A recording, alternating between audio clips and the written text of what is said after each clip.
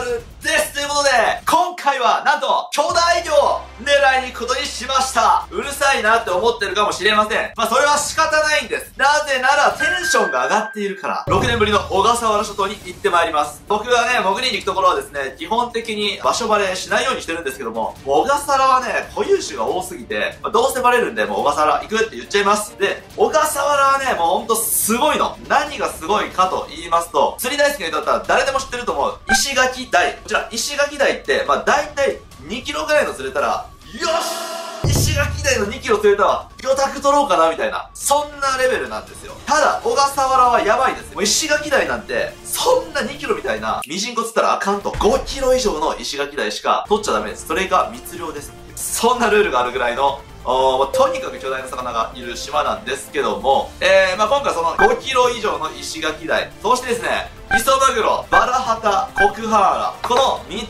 つをですね、狙いに行こうかなと思っております。で、今なんでバラハタなんて思った人いると思うんですけども、バラハタってですね、まあ、シガテラに当たるので有名な魚じゃないですか。シガテラの原因となるウズベンモウソウっていう植物プランクトンがいるんですけども、それの生息範囲がですね、奄美大島以南で育ってまして、で、その植物プランクトンを動物プランクトンが食べて、でそれを小魚が食べて、で、まあ、大きい魚が食べて、大きい魚にシガテラがある一定以上蓄積した個体を食べてしまうとシガテラになるんですけども、なんと小笠原にはですね、ウズベンモウソウはいませんということで、バラハタ、バラフエダイ、バラクーダ、そして石垣台、コクハンガラ、なんでもノーリスクで食べれるんですっていう話でございます。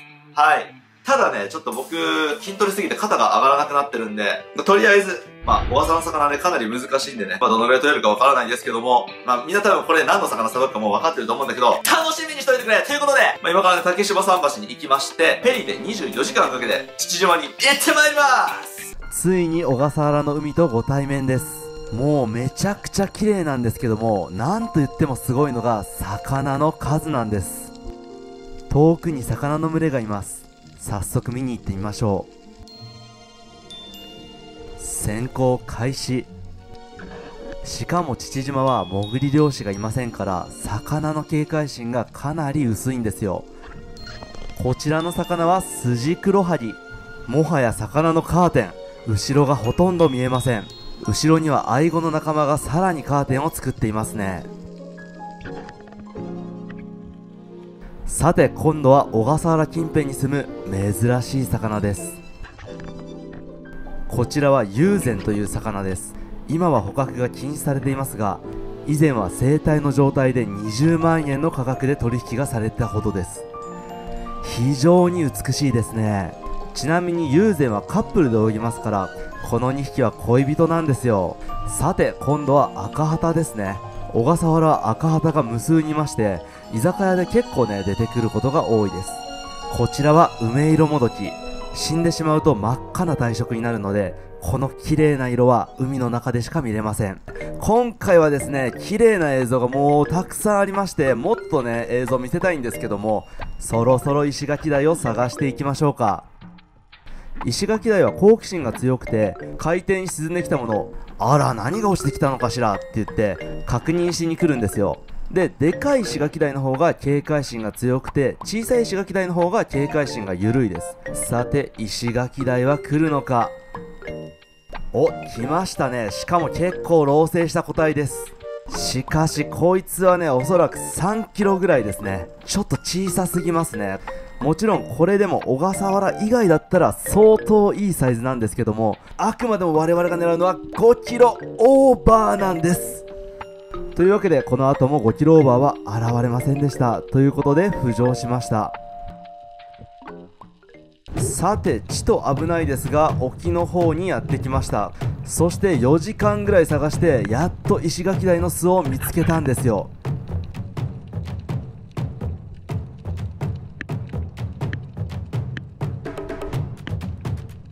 いましたが、これも3キロサイズ。しかし諦めずに探せばボスがいるはず。てかこの穴に何匹おるんや。めちゃくちゃ石垣台おるやん。背後から忍び寄ってくることもあるので後ろも確認しますが、イスズミしかいません。クソイスズミ邪魔だな。中が見えん。とここで一旦浮上することに。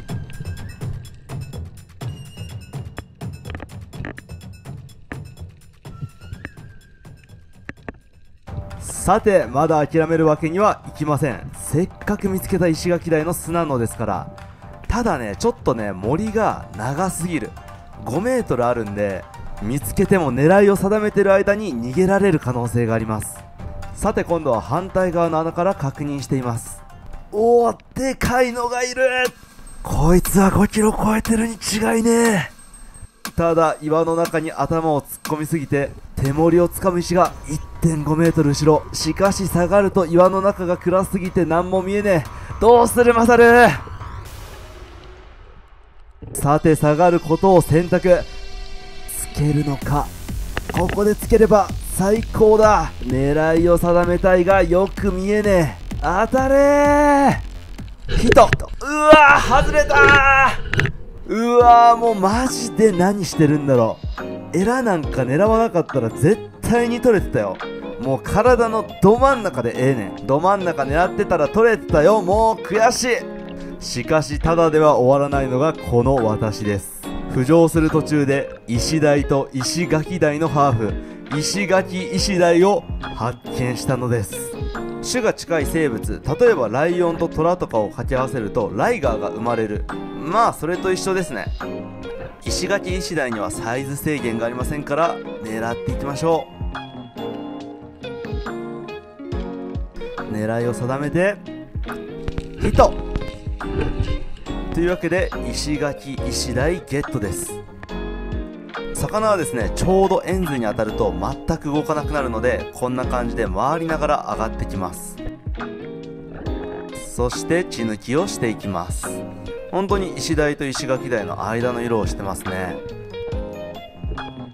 さて日を改めて4日後です。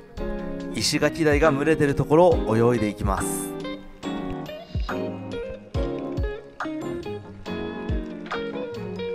せっかく綺麗なアーチがあるので入ってみましょう。中は石積みだらけですね。ところどころバラフエダイだったりとか、あとは巨大な南洋ブダイがいますね。うわー、沖永良部島だったらあの7キロサイズの南洋ブダイ、もしつくんだったら20メーター潜って2分も息止めて死ぬギリッギリでようやくつける魚なのに、なんかもう手でも触れそうですね。人が入ってないと海ってこんなに豊かなんですね。ちょっと感動しちゃいますよ。さておかず取りで赤旗をついて血を流したところ、石垣鯛が集まってきました。先行開始。口が白いやつは全部石垣鯛です。めちゃくちゃいますね。ただ奥にいるのも4キロ弱ぐらいですね。もどかしい。くっそー、こいつがもう少しでかければ。しかしこの魚影絶対に5キロオーバーがいるはず。穴の中に隠れてるんですよ。早く出てきてくれ。透明度が高すぎて頭がバグるんですけど、意外とね、あの岩の上で水深15メーターあります。20メーターで穴に潜られたら結構きつい。さて息は整った。3度目の正直だ。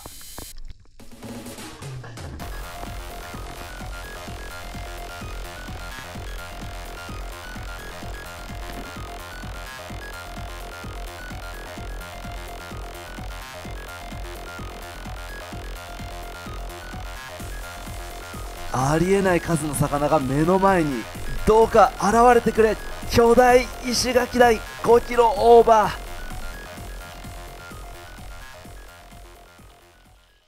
きたー、こいつはでかい。絶対に外すのよ。俺狙いを定めてヒット。きたー、これだ。俺が追い求めてきた5キロオーバーの石垣鯛。本音を言えば8キロぐらいが取りたかったけど5キロ今日はある。水深20メーターの穴に潜られたらだるすぎるので、ここはパワープレイで上がっていく。やったー、これは嬉しすぎる。目標1つ目達成やー。にしてもパワーが強い。こいつに噛まれたらワンチャン指が骨折しそうです。気をつけながら脳天締めをして血抜きをしていきます。いやーすごいよね。これだからやっぱり魚つきはやめらんないね。もう石垣台とは思えないぐらい血がもうめちゃくちゃ出てますね。いやでかっ、でかすぎでしょ。というわけでこいつを埼玉に持って帰ってさばきます。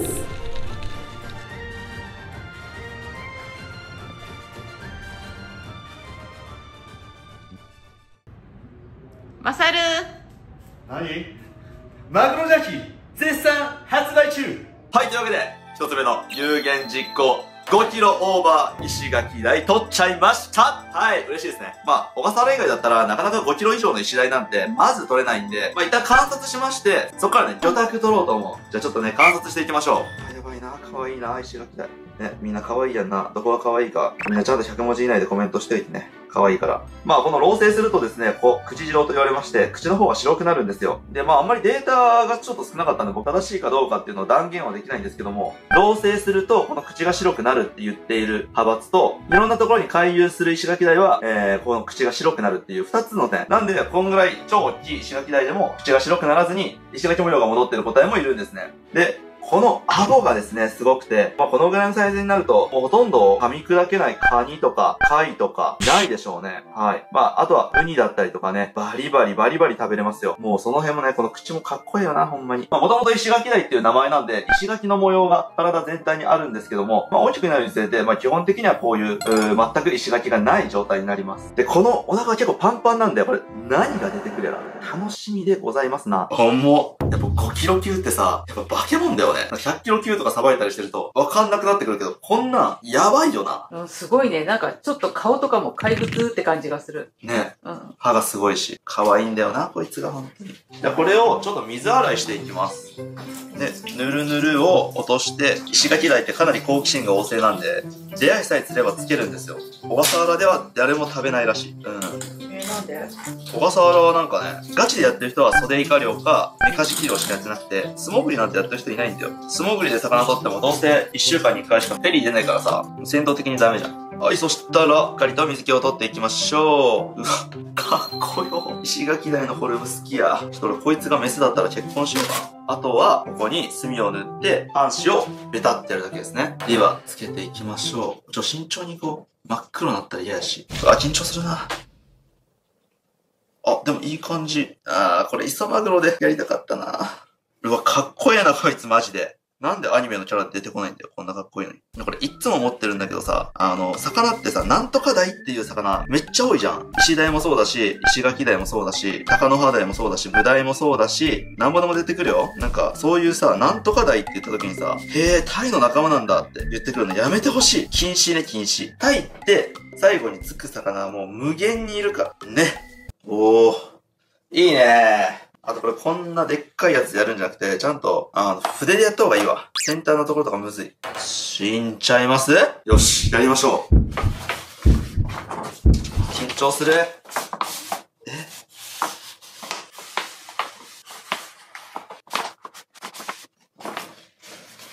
手くそでございます。辛いよ。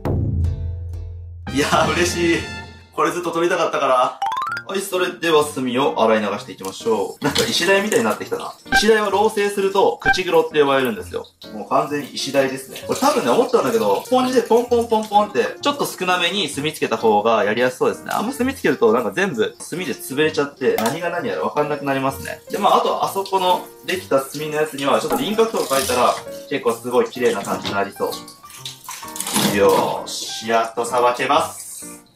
楽しみやなぁ。5キロクラスの石垣鯛なんて売ってないもん。私もね、いろいろ魚さばきの動画やってて、いろんなところから魚仕入れてもらってるんですけども、なかなかね、こういうの出回らないから楽しい。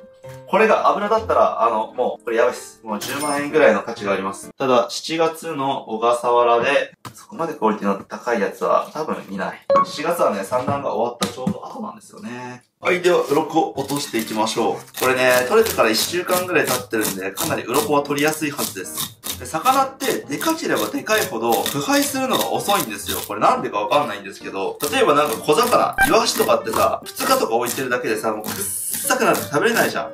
でもね、でっかい魚、特に本マグロとかさ、20日間とか熟成してても、全然食べれるわけよ。なんで、この石垣鯛5キロも、別に何の匂いもなくて、ちょっと身が柔らかくなってるかなっていう感じで、ちょっと味がね、かなり気になりますね。ちなみにね、水中映像で石垣石鯛取れてたじゃん。今回ね、大学の後輩の家に泊まらせてもらったんですけども、2人でね、食べました。石鯛と石垣鯛のハーフなんですけども、なんか普通でしたね。その石垣石鯛っていうのは、卵を産んだりとか生殖する能力がないんで、もしかしたら卵を産まないし、油乗ってるかなとかも思ったんですけど、普通でした。石垣石鯛、9日目とかに取れてたら持って帰って食べたかったな、しっかりした状態で。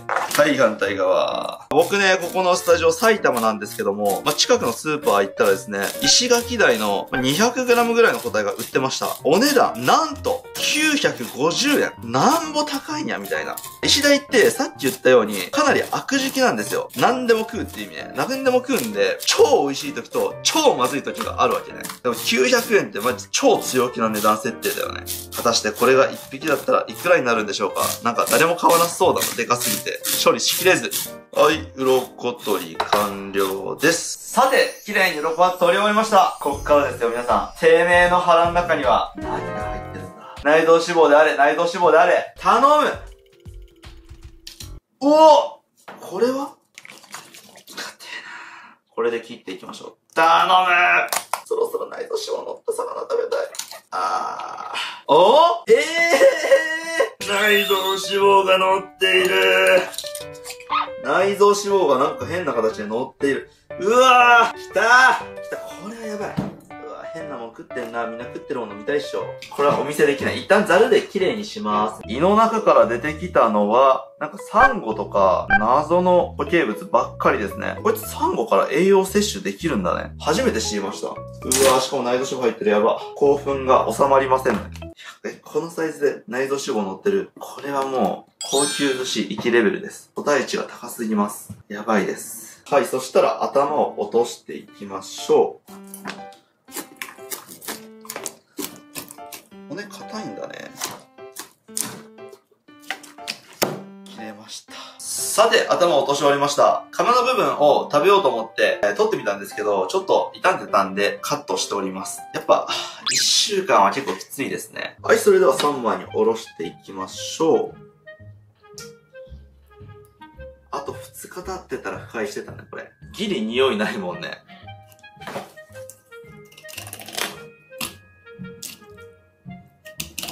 さて、内臓が触れてた部分は、やはりかなり匂いがついている可能性が高いので、ちょっとね、強めに落とします。ちょっともったいないではありますが、このぐらい強めで落とします。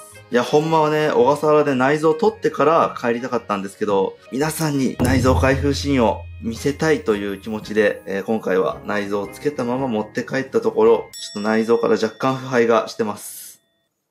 でも全く臭みはないな。すげえ。はい、というわけで3番おろしにしたんですけども、すごいね、7日間経っても全く臭みがない状態で、正直ね、驚いています。まず料理する前にですね、身自体が水っぽくなってますんで、30分ほど塩当てをしまして、浸透圧で水を出してから、そこから料理をしていこうと思います。というわけで、この塩をフリフリしていきます。こうすることで、水分が抜けると、その分、旨味成分の濃度も上がるんで、旨味も上がることになります。OK。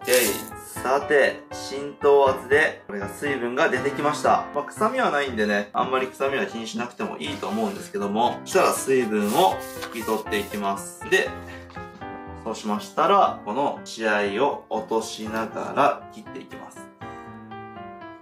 ちょっとここだけ切りましょうか。形が悪いんで。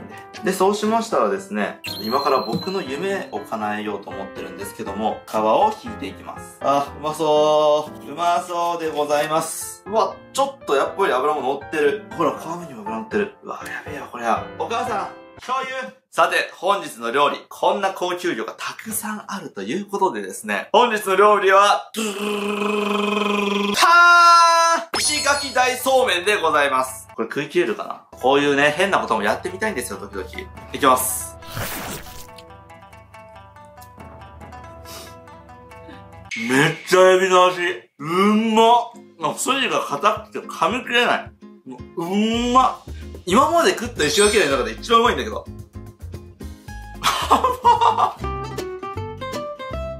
これは、マジでうまい。やばい。石垣鯛って人で食うから、人で食ってる石垣鯛って超まずいのね。臭くて美味しくないんだけど、こいつ3個食べたね。3個食べてる石垣鯛は美味しいのかもしれない。うまー！抗菌力より演技力が必要。これめちゃくちゃうまい。名物にしようよ、小笠原の。これめっちゃうまい。やばい。マジエビ。うまくない？美味しい。爆うまだよね。エビみたいなねっとり感があるのよ。筋がある甘エビで、味はもう上位互換。これは美味しい。うんま。きつくなってきた。エビ石垣鯛ってこんなに美味しかったの？ちょっと感動するレベルじゃない？うん。食い切った。はい、そうしましたら、作取りが完了したんですけども、本日利用していくのはですね、こっちの尻尾の方の3切れを利用していきます。これは鍋にね、していきます。こっちの魚なんですけど、最近雷神に所属した雄平選手っていう人と仲良くなりまして、あげます。多分喜んでくれると思う。気になる方はぜひね、雄平選手のね、インスタフォローしてくれたらね、喜ぶと思うんで、ぜひぜひ。さて、昆布を用意しておきましたんで、ここで茹でていきます。隣にあるのは赤マンボウですね。赤マンボウはめちゃくちゃ美味しいんで、普段から食べております。